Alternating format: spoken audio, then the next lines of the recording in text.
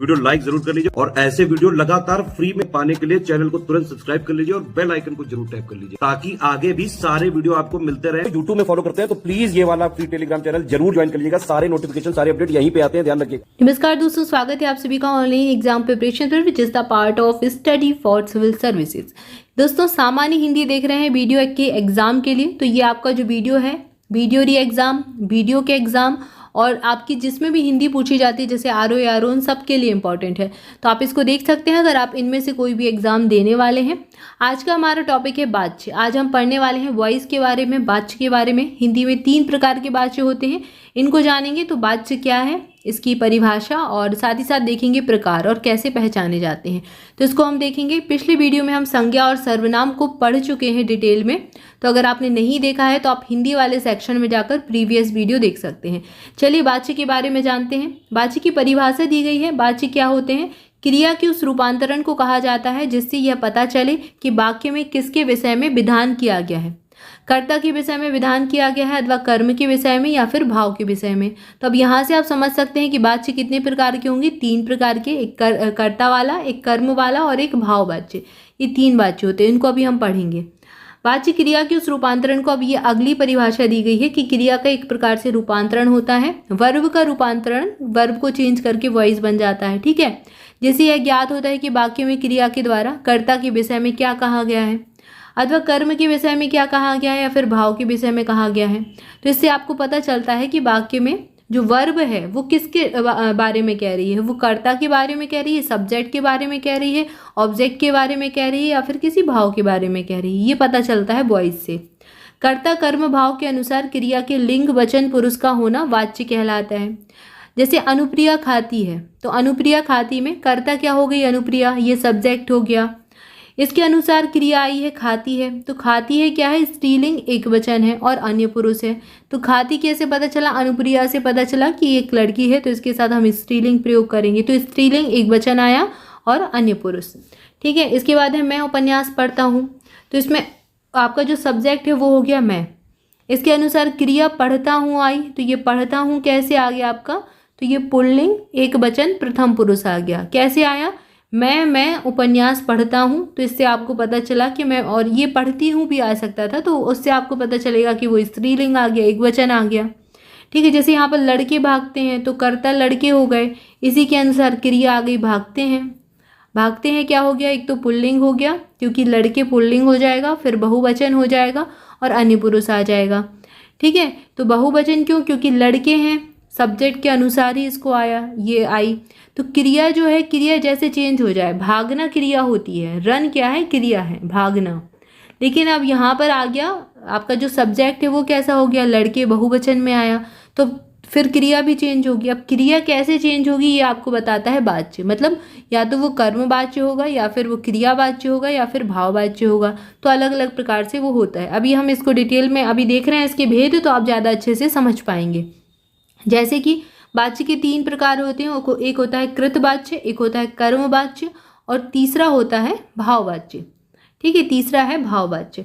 कृत वाच्य क्या कहलाता है? ये जो होता है कृत वाच्य, क्रिया के उस रूपांतरण को कहते हैं जिससे पता चलता है कि वाक्य का उद्देश्य क्रिया का कर्ता है, अर्थात क्रिया में कर्ता की प्रधानता है, ठीक है। जैसे एग्जाम्पल से समझिए, बिमला पुस्तक पढ़ती है, यहाँ पर पढ़ती है क्या है? क्रिया के कर्ता बिमला वाक्य का उद्देश्य है। बिमला क्या है? एक तो स्त्रीलिंग है, ठीक है, और इसका उद्देश्य क्या है? पढ़ना है, तो ये क्या हो गई? क्रिया हो गई। पढ़ती है क्या है? क्रिया हो गई, जो कि कर्ता पर डिपेंड कर रही है। इस प्रकार पढ़ती है क्रिया कृतवाच्य में है, ठीक है। जो पढ़ती है क्रिया क्या है? कृतवाच्य में है। आपको कैसे पता चल रहा है क्रिया? क्योंकि ये काम कर रही है कोई, ठीक है, जिससे आपको पता चल रहा है कि क्रिया के उसमें है। अगर यहीं पर कुछ और हो जाता, कहीं पर पढ़ने की जगह कुछ और आप प्रयोग कर लेते, ठीक है, तो वो आपका चेंज हो जाता, वहाँ पर आपको पता चलता कर्म है या फिर भाव है, ठीक है। जैसे सोचना, हंसना, इस प्रकार की चीज़ें, तो ये परिवर्तित हो जाता। आपको क्रिया जहाँ पर दिख जाए, जैसे क्रिया का परिवर्तन दिख रहा है, तो कुल मिलाकर समझ जाए वहाँ कृतवाच्य है। क्लियर है? अगला है कर्मवाच्य। तो कर्मवाच्य क्रिया के उस रूपांतरण को कहेंगे जहाँ पर वाक्य का उद्देश्य क्रिया का कर्म हो जाएगा। क्रिया मतलब क्रिया का कर्म करना। जैसे बिमला द्वारा पुस्तक पढ़ी गई, तो यहाँ पर ये कर्म किया गया, बिमला के द्वारा किया गया। यहाँ पर पढ़ी गई क्या हो गया? पढ़ ली, उसने कर्म अपना कर लिया, ठीक है, कर्म कर रही है वो। तो कर्म पुस्तक वाक्य का उद्देश्य अतः पढ़ी गई क्रिया कर्मवाच्य में है। इस वाच्य में कर्ता के आगे द्वारा कारक चिन्ह लग जाते हैं, किंतु कर्म के आगे कारक चिन्ह नहीं लगता।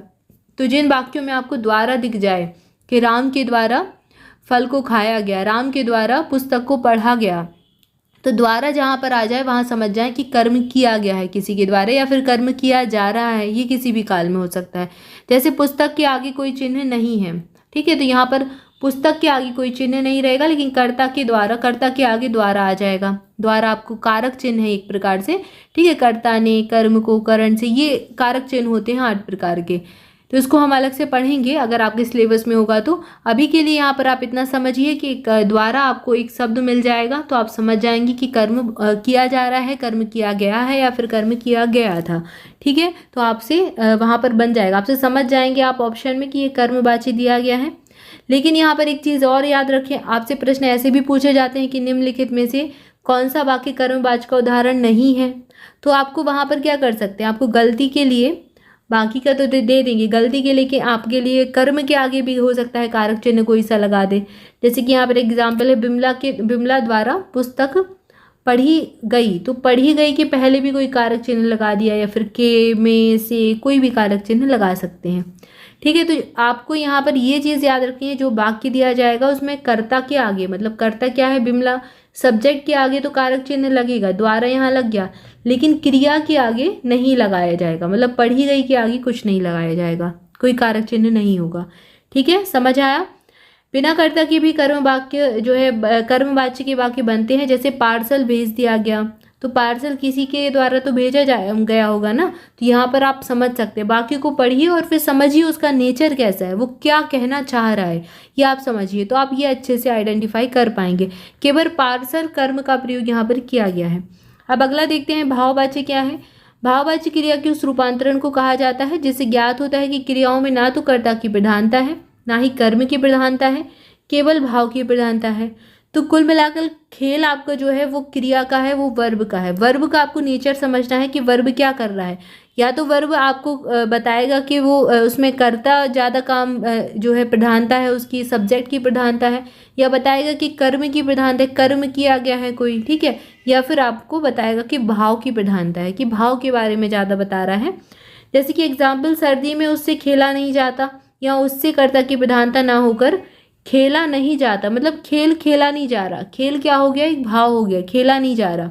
तो कर्म तो है ही नहीं। कृतवाच्य सकर्मक अकर्मक दोनों क्रिया में, कर्मवाच्य केवल सकर्मक क्रिया में और भाववाच्य केवल अकर्मक क्रिया में होता है। तो ये आपको एक ट्रिक्स ही दे दी या फिर कहें हिंट दे दी कि आप पहचान सकते हैं।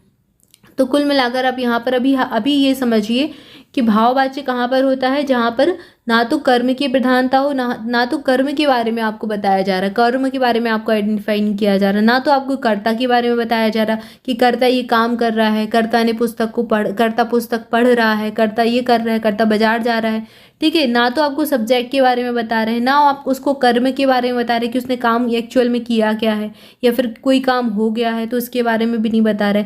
अब यहाँ पर बता रहे हैं कुछ और, कोई भाव बताना चाह रहे हैं, जैसे कि खेला नहीं जा रहा, उससे पढ़ा नहीं जा रहा, जैसे आप लोगों से अभी गर्मी के दिनों में पढ़ा नहीं जा रहा, तो ये क्या हो गया, भाववाची, ये आपके भाव को बता रहा है, ठीक है, कि आपसे ये काम नहीं हो रहा। यहाँ पर काम ना होने की विशेषता बताई जा रही है, तो आप समझ सकते हैं कि ये भाव की प्रधानता है। तो यहाँ पर ना तो कर्म है ना ही कृतवाच्य है। अब एक हिंट दी गई है कि कृतवाच्य सकर्मक अकर्मक दोनों क्रिया में बन जाता है। सकर्मक और अकर्मक दो प्रकार की क्रियाएं होती है, ठीक है, क्रिया में हम पढ़ेंगे डिटेल में। सकर्मक क्रिया जहाँ पर कर्म के साथ हो और अकर्मक क्रिया जहाँ पर कर्म ना हो। तो कृतवाच्य दोनों ही क्रियाओं में बनता है। कर्मवाच्य केवल सकर्मक क्रिया में बनेगा और भाववाच्य अकर्मक क्रिया में बनेगा। तो ये इसकी आपकी पहचानने की हिंट है। अब यहाँ पर कृतवाच्य से कर्मवाच्य और भाववाच्य बनाना, इसको देखिए। जैसे कृतवाच्य यहाँ दिया गया है, निशु कविता रचती है, ये हो गया कृतवाच्य। यहाँ पर कर्ता की प्रधानता है कि निशु ने क्या काम किया, कविता को रचा है। अब इसी का कर्मवाच्य देखिए, निशु द्वारा कविता रची जाती है, तो निशु द्वारा लग गया, या फिर निशु ने कविता को रचा है, तो ये आपका एक लग गया आपका कारक। तो कारक से क्या बन गया, कविता रची है, तो कर्मवाच्य बन गया। अब इसका भाववाच्य नहीं बन पाएगा, ठीक है, इसका कोई भाववाच्य नहीं होगा। अगला देखते हैं, वह खा नहीं सका। वह खा नहीं सका, तो यहाँ पर क्या हो गया, कृतवाच्य हो गया। कौन नहीं खा सका, वह नहीं खा सका, और यहाँ पर क्या है, वह ज़्यादा प्रधान है, कर्ता की ज़्यादा प्रधानता है। लेकिन अगर आपने वही कह दिया उससे खाया नहीं जा सका, उससे खाया नहीं जा सका, तो ये बन गया भाववाच्य, क्योंकि वो खा ही नहीं पाया, उससे खाया ही नहीं जा सका, तो यहाँ पर भाववाच्य बन जाएगा। अगला दिया गया है, सनुज ने अपने भाई को पीटा, ये बन गया कृतवाच्य। किसने पीटा, सनुज ने पीटा। सनुज द्वारा अपने भाई को पीटा गया, तो ये बन गया कि आपका कर्मवाच्य बन गया।